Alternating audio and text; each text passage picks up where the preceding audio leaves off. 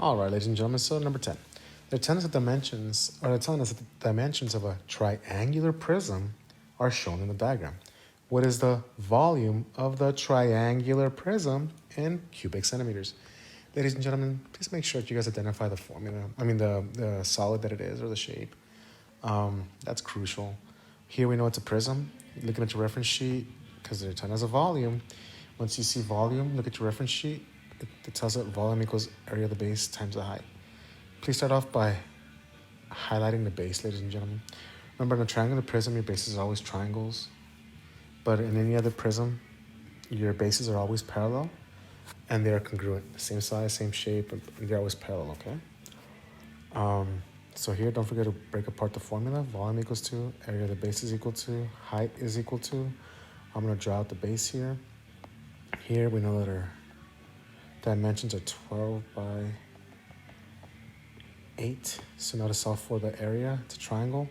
So area equals 1/2 base times height. So let me put that here. Area equals 1/2 base times height. Remember, your base and your height are always perpendicular. They form a 90-degree angle. So area is equal to 1/2 of 12 times 8. Half of 12 is 6 times 8 is 48. That is the area of my base. The height, or the distance between both bases, is 34 centimeters. So now let's go ahead and solve for that. All right, ladies and gentlemen, so here your answer is 1,632 centimeters cubed. This one was a nice one, ladies and gents, because, here, some of y'all might have forgotten to divide, or divide that by 2. But fortunately, that answer wasn't here. But anyways, just don't forget that, ladies and gentlemen. Your base is a triangle. Don't forget to divide by 2, okay? All right, ladies and gentlemen, number 11. They're telling us that the table shows the relationship between Y, the cost to rent a boat, and X, the amount of time the boat is rented. Which graph best represents the relationship between X and Y in the table? All right, so here, ladies and gentlemen, they've given you guys, pretty much all the information you need. Here, you have your X's, you have your Y's, so you guys can convert these into ordered pairs. The first one would be 1 and 32. The second one would be 3 and 56, and so forth. So let's look at the first graph. Here's your X's, and here are your Y's. So when X equals 1, does Y equal 32? No, so it's not A. However, here on letter B, there's something that you guys might have never seen, or you guys probably forgot about. You see this little shape right there? That means that there's no data for that part right there. Think about it this way. When a baby is born at 0 months, when they're brand new, when they're first born, are they 0 inches? No, right? They're already let's say, a certain amount of inches. So that's what that means right there. That there's just data that, that it starts somewhere, that it's not relevant to put the other values. But here, ladies and gentlemen, it's not letter B, because at 0 hours, is it $32? No, it's not. Now let's keep going here. But here, the ordered pair 1 and 32 is not there. So it's not B. What about here? Nope. The ordered pair 1 and 32 is not there. The ordered pair 1 and 32 is right there. Bingo. The next ordered pair they give us is 3 and 56, which is right there. Bingo. And they're there. So the correct answer, ladies and gentlemen, is letter D. All right, ladies and gentlemen, number 12. They're telling us the sum, which means when you add them, of measures angle M and angle R is 90 degrees. And they give you guys the measurements of each angle. What is the value of X? So here we know that both of the angles, their sum is 90 degrees. Sum means to add. So you all should set it up like this. All right, so ladies and gentlemen, the answer is 5. And you solve this just like a regular 2-step equation, kind of similar to the inequality that we worked with earlier, okay? All right, ladies and gentlemen, so number 13. They're telling us the dot plot shows a number of miles Ian skated on several days in 2 different months. 2 different months, kiddos. So here we have July and we have August. Which statement is supported by the information in the dot plots? Here, you guys just have to kind of make a comparison or read through your answer choices and see if they're justified by the data or by what's presented in the dot plots.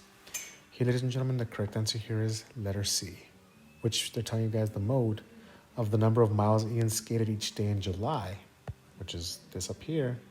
The mode, which is the numerical value that comes out the most in July, is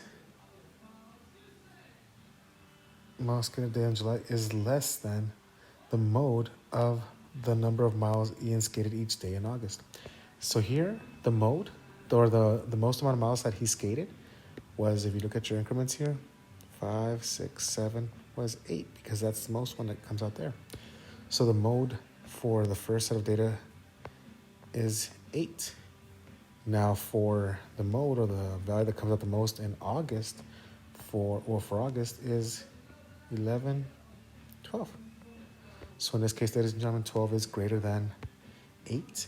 So that's why letter C is the answer, which the mode of the number of miles Ian skated each day in July is less than the mode of the number of miles Ian skated each day in August.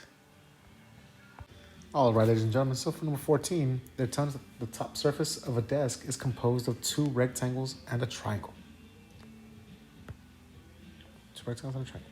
Some side lengths of the top surface of the desk are shown. What is the area of the top surface of the desk in square feet? All right, ladies and gents, so here we have rectangles or parallelograms. So you guys multiply your base times your height, and you establish that each one of these is 3.75. And here's where you guys need to keep in mind the attributes or the properties of rectangles. If this is 1.5, that right there is also 1.5. If this is 1.5, that is also 1.5. So remember, it's a triangle, so area equals 1/2 base times height. And once you guys solve for the area of this triangle is 1.125. And now you have all the information that you need, ladies and gentlemen. You add them all up, and you end up getting letter G, 8 and 625 thousandths feet squared. Alrighty, kiddos, so number 15. They're telling us the manager of a movie theater randomly surveyed 50 people who entered the movie theater on Friday. The manager asked about the type of movie each person preferred. The results are shown in a table, which is right there. Based on the results in the table, which statement about a person who will go to this theater next Friday will be true? Well, let's go through the different answer choices here, because here we have to kind of see what solutions they give us, and we need to justify them with the information or the data in the table. All right, so letter A. The person is 3 times as likely to prefer comedy as horror. So here we have comedy, here we have horror. Ladies and gentlemen, is 15 3 times what 12 is? No, right? It would have been 36 people. Nope. So A, let me cross that out. A is not the answer. What about letter B? The person is twice as likely,